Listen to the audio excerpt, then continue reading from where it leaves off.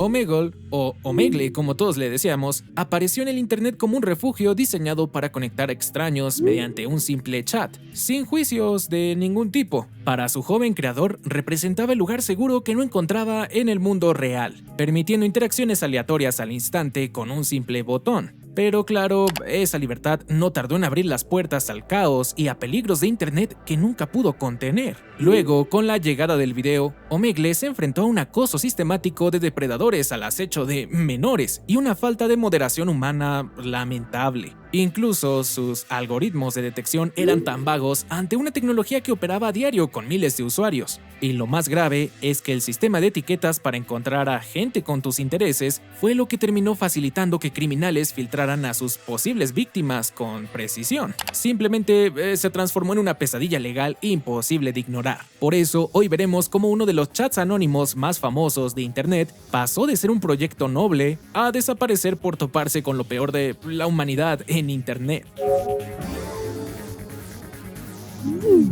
Para entender esta historia, vamos a situarnos en 2009. Mira, tenemos a este tipo, el fundador llamado Leif K. Brooks, que con apenas unos 18 años lanzó Omegle literal desde su cuarto, solo con su computadora. Y para entender un poco del contexto, en 2009 conectar a dos personas random en internet para que chatearan al instante era algo nuevo y bastante interesante. Claro, no contaba con la tecnología de la NASA y de hecho la velocidad daba pena en aquellos años, pero funcionaba lo suficientemente bien para lo que Omegle necesitaba. Y mira, hay que recalcar algo, y es que su visión nunca fue hacer una red social tradicional, porque algo bien denso que cambia por completo el sentido de esta historia es que muchos años después, en su carta de despedida cuando cerró Omegle, Leif confesó algo que sorprendió a todos, y es que lamentablemente había sufrido de...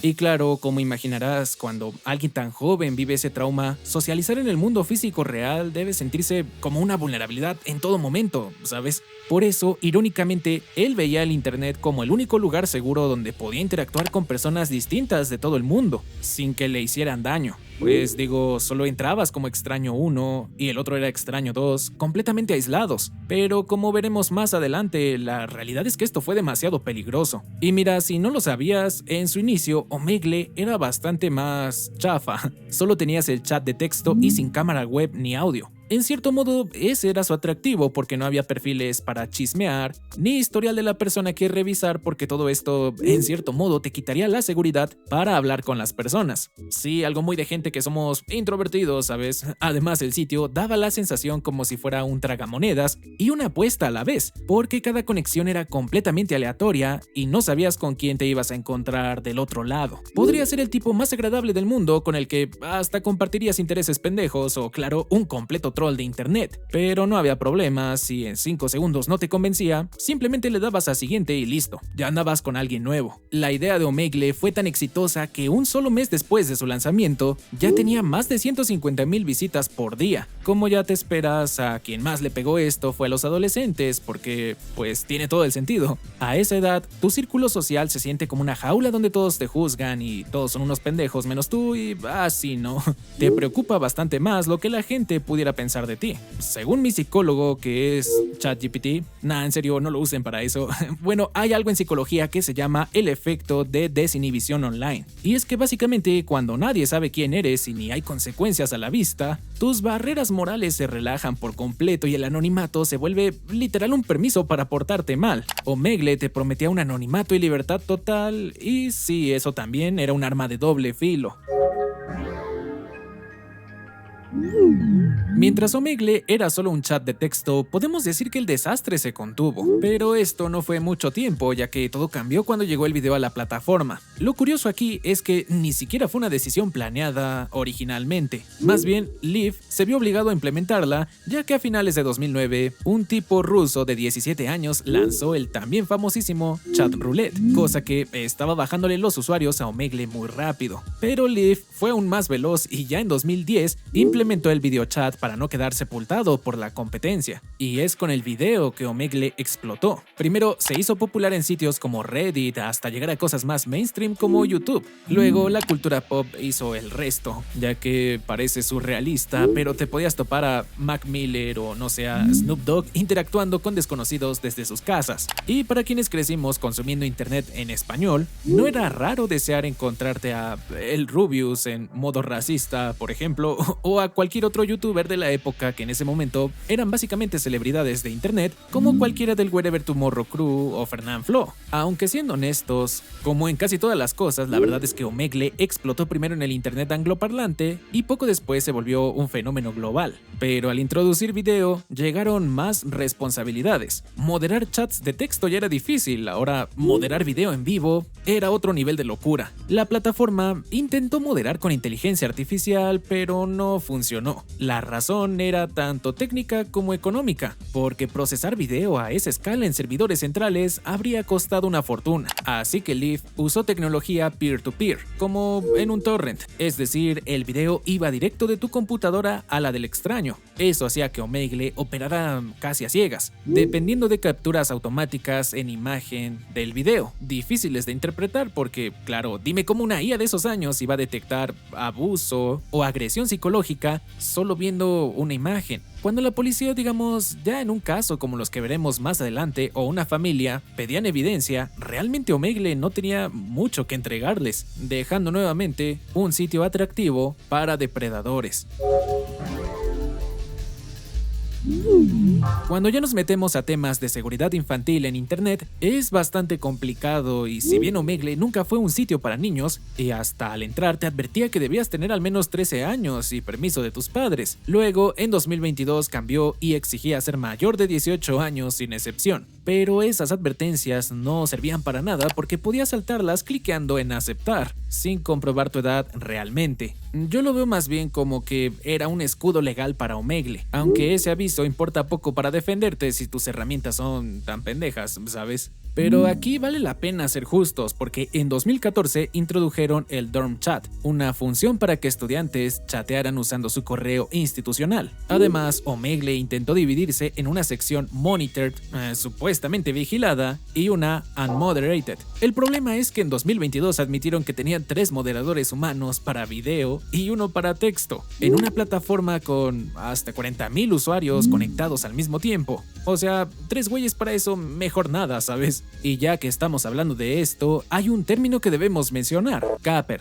Así se le llama en ciertos foros a quien graba en secreto las sesiones de video para luego distribuir ese material sin permiso de cualquier forma. Sí, como los pendejos youtubers, o usarlo para extorsionar. Y como sabes, eso era sinónimo de video de Omegle. La página tuvo 2 grandes picos de popularidad. Como te dije, el primero entre 2012 y 2015, sobre todo en YouTube, y luego en la pandemia entre 2020 y 2021, ya también en TikTok. Literal, creadores nuevos se hicieron gigantes subiendo clips de reacciones y bromas que parecían completamente inocentes. Para que te des una idea de la popularidad, un reporte de Naciones Unidas de 2021 documentó que el hashtag Omegle rompió las 9.400 millones de visualizaciones y TikTok hizo la mejor campaña de marketing gratuita empujando a millones de adolescentes directo hacia una plataforma que no tenía una barrera real de seguridad para menores. Pero sin duda, lo más grave que implementaron y lo que literalmente fue su sentencia de muerte ante la corte fue la función de tags que tenían desde 2012. En teoría servía para poner tus intereses y emparejarte con alguien parecido, pero los depredadores de internet entendieron que esos tags también les servían como filtro, ya que solo tenían que identificar los que usaban sus posibles víctimas y esperar. A lo largo de 14 años, Omegle fue acumulando un historial legal que creció caso por caso hasta que simplemente no podía ignorarse. Uno de los más famosos y el que terminó hundiendo todo inició en 2014. Una niña de 11 años de Oregon, Alice, identificada legalmente como AM, fue emparejada por el sistema de tags con Ryan Fordyce, un hombre de unos 30 años de Canadá. Fue un caso horrible porque la manipuló durante años hasta convertirla en víctima de... Ese infierno duró casi 3 años, hasta que en 2018 la policía canadiense allanó la casa del agresor y encontró la evidencia. Finalmente, en 2021, Ryan fue condenado a más de 8 años de prisión. Pero claro, esto no se terminó porque ahí es donde Omegle entró en jaque. Mira, a finales de ese año, Alice alcanzó la mayoría de edad y obtuvo el poder legal para contraatacar por su cuenta, lanzando una gigantesca demanda civil por $22 millones directamente contra Omegle y su creador, argumentando que la plataforma operaba con negligencia en su diseño y emparejaba a sabiendas a menores de edad con depredadores. Y como te digo, este no fue el único caso. Entre 2013 y 2017, otro hombre de casi 60 años de edad llamado Antonio Fontana y originario de Ontario, se hacía pasar por adolescente en Omegle para contactar con menores. Cuando finalmente lo arrestaron y extraditaron a Estados Unidos, encontraron en su computadora imágenes y videos de más de 50 víctimas distintas,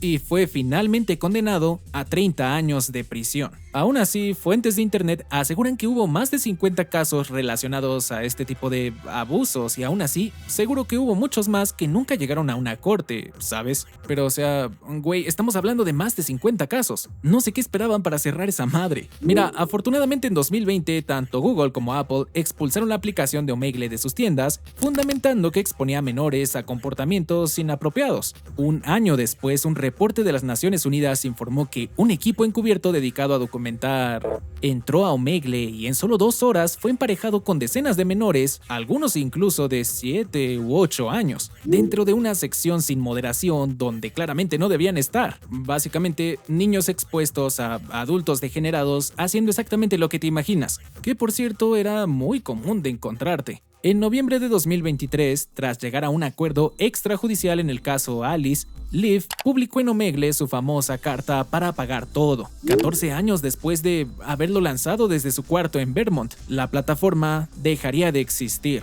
Y sinceramente, no había cómo defenderlo, ¿sabes? Omegle tenía que cerrar. Además, nunca fue una supermarca respetable. Si bien todo era gratis y no había suscripciones, Omegle vivía por puros ingresos de publicidad, ya que como imaginas, ninguna marca reconocida quería estar ahí ni de broma. Aún así podríamos caer en el error y pensar que no era mucho dinero de por medio, pero imagínate con miles de personas en simultáneo, los ingresos por publicidad antes de los casos públicos sinceramente debieron ser muy altos, y para un chico de 18 años que creó todo esto operando inicialmente solo con su computadora en su habitación, pues qué te digo, era un negocio muy cabrón y hasta algo bonito. Sabes, cuando haces un proyecto por cariño y que además puedas vivir de ello, es algo que sinceramente a todos nos emociona. El problema es que demandas como las de Alice por $22 millones, más allá de lo moralmente correcto, iban a hacerlo insostenible. Y aunque implementar sistemas de seguridad más agresivos sonaba lógico, también era carísimo y rompía justo con el anonimato que hacía especial a Omegle. Y sí, Liv en su carta defendió también el lado positivo, como que la plataforma sirvió para que mucha gente encontrara amigos o hasta incluso se formaran parejas genuinas. Claro, todo eso fue real, pero su filosofía nunca pudo separar lo bueno de lo malo y al final lo malo la consumió. Durante el caso de Alice, Omegle trató de cubrirse alegando que solo eran un intermediario pasivo, como lo es a lo mejor una compañía telefónica. Es como si quisieras demandar a pinche Telcel porque alguien te manipuló por años por llamada telefónica. Bueno, Omegle juraba que ellos operaban igual, pero como te dije, resulta que al introducir los tags para emparejarte por intereses, dejaron de ser un servicio pasivo y empezaron a recomendarte activamente las conexiones con otros. Irónicamente, ese intento de mejorar la plataforma les quitó el escudo legal. Y qué bueno que fue así para que ya terminara todo. O bueno, eso dirías si fuera cierto, porque cerrar Omegle no arregló de fondo el problema. Al día siguiente, todo el mundo se movió a otras plataformas como OmeTV o al mismo Chatroulette, que sí tienen más control y moderación, pero el problema de raíz no desaparece, ¿sabes? Y mira, aquí es donde la historia nos deja pensando, porque Liv no hizo esto para causar daño. Al contrario, como lo expresó en su despedida, buscaba un refugio por lo que él vivió de niño. El tipo representaba la mentalidad más purista y utópica de los inicios de Internet, la creencia de que la libertad absoluta de comunicación era sagrada. Para él, cerrar Omegle por culpa de los malos actos era como cerrar un parque público, porque a veces ocurren asaltos, ¿sabes? Diseñó la plataforma pensando en conectar al mundo en anonimato sin poner a nadie en riesgo, pero le tocó toparse con la realidad.